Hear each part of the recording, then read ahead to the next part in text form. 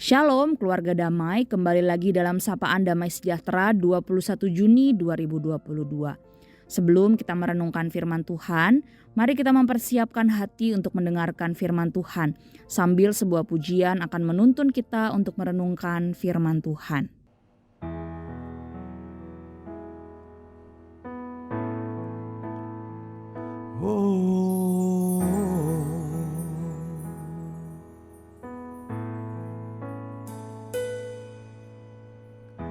Satukan kami, satu dalam kuasa-Mu, sebab kami bersaudara.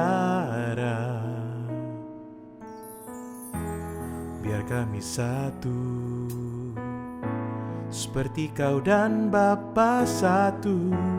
Dunia lihat Kau dalam kami. Satukan kami, satu dalam kuasa-Mu, sebab kami bersaudara. Biar kami satu, seperti Kau dan Bapa satu.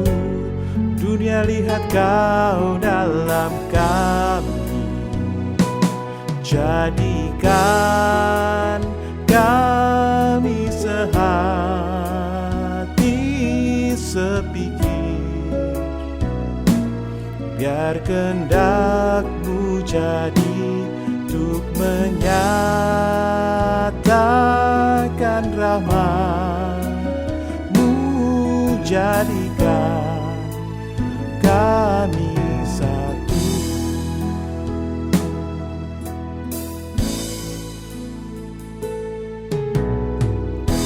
Satukan kami, satu dalam kuasa-Mu, sebab kami bersaudara. Biar kami satu, seperti Kau dan Bapa satu. Dunia lihat Kau dalam kami. Jadikan kami sehati sepikir, biar kehendak-Mu jadi untuk menyatakan rahmat-Mu. Jadikan kami satu.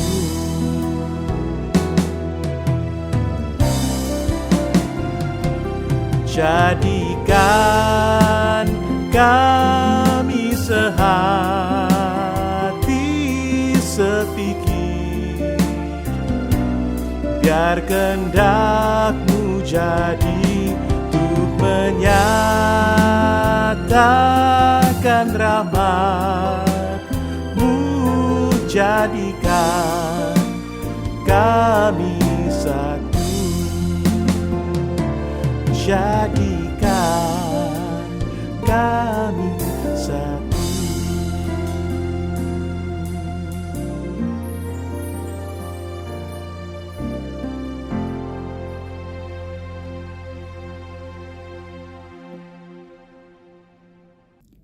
Mari Bapak Ibu Saudara kita bersatu di dalam doa.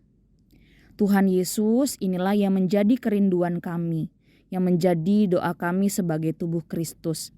Kiranya Tuhan mempersatukan kami di dalam kasih Tuhan, sehingga kami dapat bersatu hati melayani Tuhan.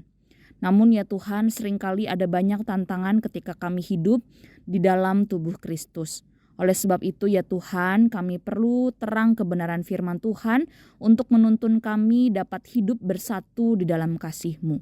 Biarlah firman Tuhan mengingatkan, menegur, dan memampukan kami untuk melakukannya. Terima kasih Tuhan Yesus, di dalam nama Tuhan Yesus kami berdoa dan mengucap syukur. Amin.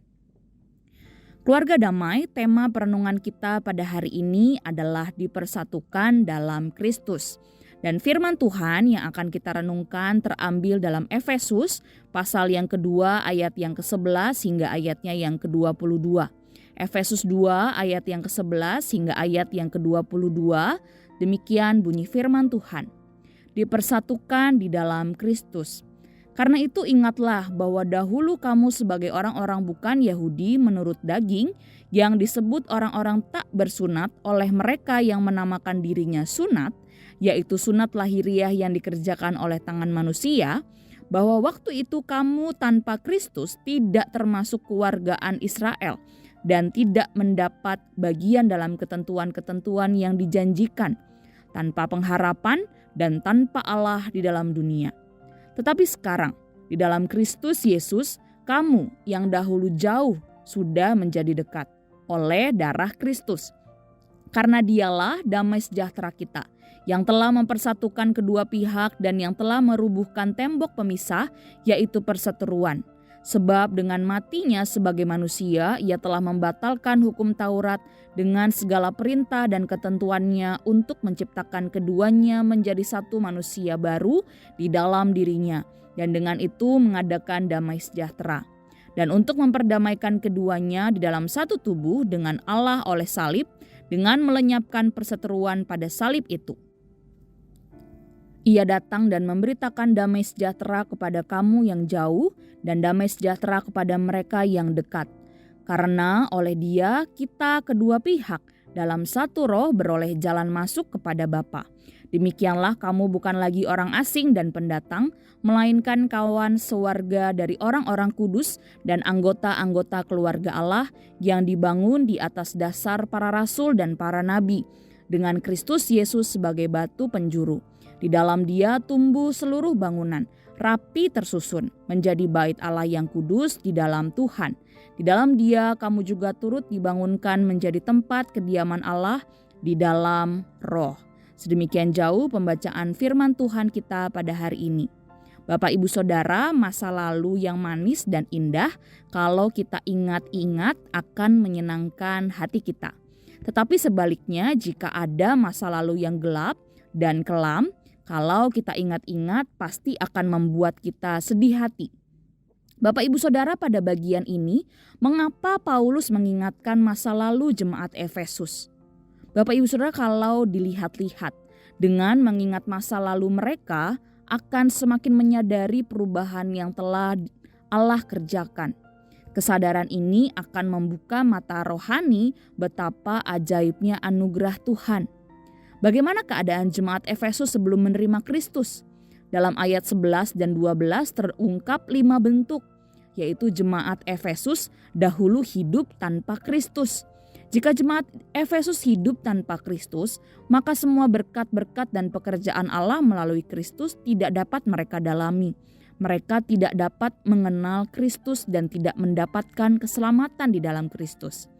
Yang kedua, jemaat Efesus dahulu tanpa kewargaan. Mereka dikatakan tidak termasuk warga negara Israel. Apa maksudnya? Menjadi Kristen tidak berarti menjadi warga negara Israel. Ungkapan ini menunjukkan bahwa jemaat Efesus dahulu tidak hidup di bawah pemerintahan Allah. Semua hukum-hukum Allah yang mengatur manusia tidak mereka kenal. Dahulu jemaat Efesus tidak termasuk anggota kerajaan Allah. Dan yang ketiga, jemaat Efesus dahulu hidup tanpa perjanjian. Allah tidak mengikat perjanjian dengan mereka, seperti Allah mengikat perjanjian dengan bangsa Israel. Sehingga janji-janji sebagai umat perjanjian tidak berlaku pada orang Efesus. Jemaat Efesus dahulu yang keempat juga hidup tanpa pengharapan. Mereka tidak memiliki pengharapan bahwa suatu hari Allah akan menjadikan mereka umat-Nya. Hidup mereka tanpa pengharapan. Hidup mereka tanpa pengharapan bahwa suatu saat nanti Allah akan menjadikan mereka umat-Nya. Mereka hidup tanpa pengharapan akan Allah. Yang kelima, jemaat Efesus dahulu hidup tanpa Allah. Mereka menyembah banyak Allah. Mereka tidak memiliki relasi pribadi dengan Allah yang hidup. Inilah keadaan manusia yang tidak percaya kepada Tuhan Yesus. Dengan mengingat karya Allah, memang penting agar kita memahami kebesaran kuasa dan kasih-Nya. Akan membuat hidup kita bersyukur dan tahu bagaimana mengisi hidup. Hal ini Paulus tekankan agar jemaat Efesus mengingat bagaimana keadaan mereka sebelum mengenal Kristus. Bagi orang bukan Yahudi, mereka adalah orang kafir, yaitu orang yang tidak bersunat, yang tidak terhisap ke dalam bilangan umat Allah, serta tidak berhak menerima janji-janji Allah. Mereka terpisah dari Kristus dan tidak punya pengharapan. Namun justru kondisi mereka berbalik 180 derajat saat mereka percaya dan berada di dalam Kristus. Darah Yesus yang dicurahkan di kayu salib telah menghancurkan tembok pemisah antara mereka dengan Allah. Begitu pula tembok pemisah di antara mereka dan bangsa pilihan Allah. Orang kemudian dapat datang langsung kepada Allah tanpa membutuhkan lagi seorang perantara seperti sebelum-sebelumnya. Orang Yahudi dan orang non-Yahudi pun dapat status yang sama, yaitu sebagai anggota keluarga Allah. Tidak ada lagi yang membeda-bedakan. Setiap orang seharusnya berkesempatan untuk menjadi keluarga Allah. Hanya saja orang-orang yang suka menempatkan barier, penghalang, yang menghalangi orang lain masuk dalam komunitas orang percaya. Sungguh sangat ironis Bapak Ibu Saudara. Orang Kristen seringkali lebih eksklusif dibandingkan Allah itu sendiri. Padahal di dalam Kristus seharusnya tidak ada lagi diskriminasi, karena Kristus telah menjadi kunci bagi rekonsiliasi antara manusia dengan Allah dan dengan sesama, sehingga semua orang yang percaya punya status yang sama, derajat yang sama di hadapan Tuhan, yaitu sebagai warga kerajaan Allah. Dan semuanya tersusun menjadi bait kudus, yaitu bait Allah, tempat Allah berdiam. Bapak Ibu Saudara, begitulah seharusnya gereja. Satuannya lahir bukan karena organisasi, bukan karena liturgi, melainkan karena iman kita kepada Tuhan Yesus sebagai batu penjuru gereja. Gereja bukanlah menonjolkan kelebihan doktrin yang dianut, tetapi untuk menjadi tempat Allah berdiam, serta persekutuan bagi semua orang yang beriman kepada Tuhan dapat bersekutu.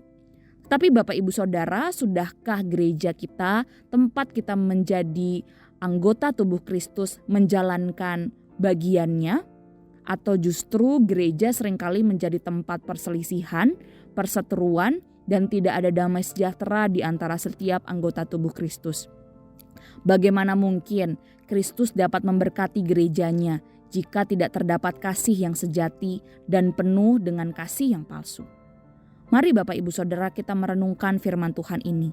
Sudahkah kehadiran kita di gereja membawa damai sejahtera Allah atau justru membawa perseteruan?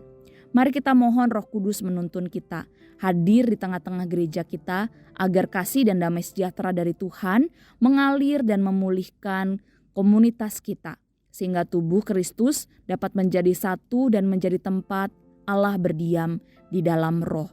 Mari Bapak Ibu Saudara kita mengambil waktu, kita berdoa. Tuhan Yesus, terima kasih untuk anugerah Tuhan yang juga kami rasakan, yang kami terima di dalam Yesus Kristus. Kami yang dahulu jauh dari Tuhan, yang dahulu menjadi musuh Tuhan, kini menerima kasih dan pengampunan menjadi anak-anak Tuhan. Siapakah kami Tuhan kalau kami saat ini sebagai tubuh Kristus justru menjadi batu sandungan bagi saudara seiman kami? Ampuni kami ya Tuhan. Kami rindu Tuhan Yesus Kristus sang batu penjunan itu menjadi dasar yang kokoh dan kuat agar kami dapat bertumbuh sebagai kesatuan tubuh Kristus dan memuliakan nama-Mu.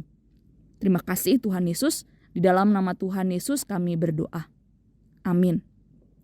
Selamat beraktivitas Bapak Ibu Saudara. Tuhan Yesus memberkati setiap kita.